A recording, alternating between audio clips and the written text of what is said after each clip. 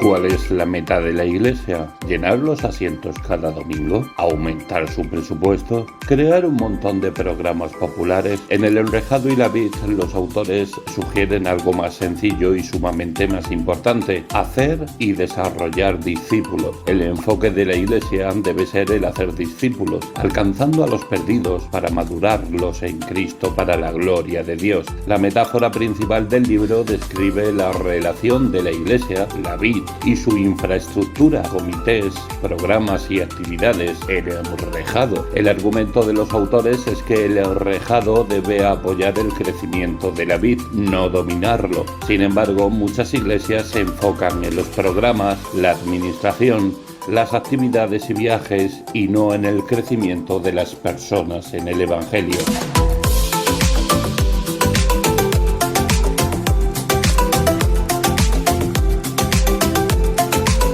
¿Cómo es que crecen los discípulos? La tarea fundamental de todo ministerio cristiano es la de predicar el Evangelio de Jesucristo en el poder del Espíritu Santo, cuidando que la gente se convierta, cambie y alcance una mayor madurez en ese Evangelio. Este trabajo es como plantar, regar y fertilizar una planta. Cuando la Iglesia se enfoca demasiado en las actividades del enrejado, el hacer de discípulos se deja a un lado. La Iglesia necesita un enfoque que tome en serio la meta de hacer discípulos. Además, es necesario que los pastores y las congregaciones entiendan que el hacer discípulos es la responsabilidad de cada creyente, no solo de los pastores. Nuestro argumento es que las estructuras no hacen crecer el ministerio, así como los enrejados no hacen crecer las vides, y que la mayoría de las iglesias necesitan hacer un cambio deliberado, dejar de erigir y mantener estructuras y dedicarse a formar personas que sean discípulos de Cristo, hacedores de discípulos de Cristo. Eso puede requerir de algunos cambios de mentalidad radicales que pueden ser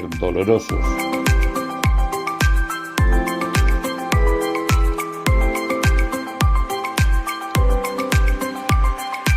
Los autores de este libro presentan a lo menos 11 cambios de mentalidad en el capítulo que se llama Todos los cristianos deben ser viñadores. Los nuevos enfoques incluyen enfocarnos en las personas en vez de llevar a cabo programas, preparar a las personas en vez de llevar a cabo eventos, desarrollar a las personas en vez de usarlas, capacitar a nuevos trabajadores en vez de llenar vacantes, ayudar a las personas a avanzar en vez de solucionar problemas, desarrollar liderazgo de equipo en vez de aferrarse a los pastores ordenados, forjar sociedades pastorales en vez de concentrarse en la estructura política de la Iglesia, establecer sistemas locales de capacitación en vez de depender de otras instituciones dedicadas a ello, apuntar a una expansión a largo plazo en vez de concentrarnos en las presiones inmediatas, ocuparse del ministerio en vez de en la administración y buscar el crecimiento del Evangelio en vez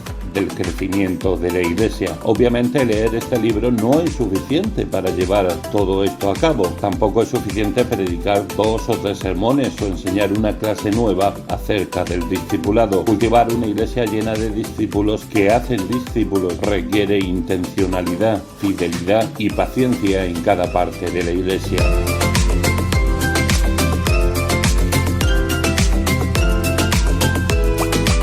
El enrejado y la vid ha creado muchas conversaciones importantes sobre el discipulado y el ministerio. No es que los autores hayan inventado un sistema radical para discipular, lo que hacen es un llamado para volver a las Escrituras, para ver cómo la Iglesia debe pensar en su identidad y papel de hacer discípulos. Este llamado es importante porque es muy fácil que perdamos el enfoque central. Es más sencillo medir el ministerio por el número de asistentes y por los programas que se ofrecen. Es más difícil medir el crecimiento espiritual en una iglesia. Por eso tendemos a ser pragmáticos en vez de esperar a que el Espíritu de Dios use la palabra de Dios para hacer la obra de Dios. El contenido de este libro tiene el potencial de transformar tu iglesia para que sea más bíblica y llena del Evangelio. Cómpralo, léelo, toma notas, ora por tu iglesia y por ti, y sobre todo, cumple tu llamado a hacer discípulos.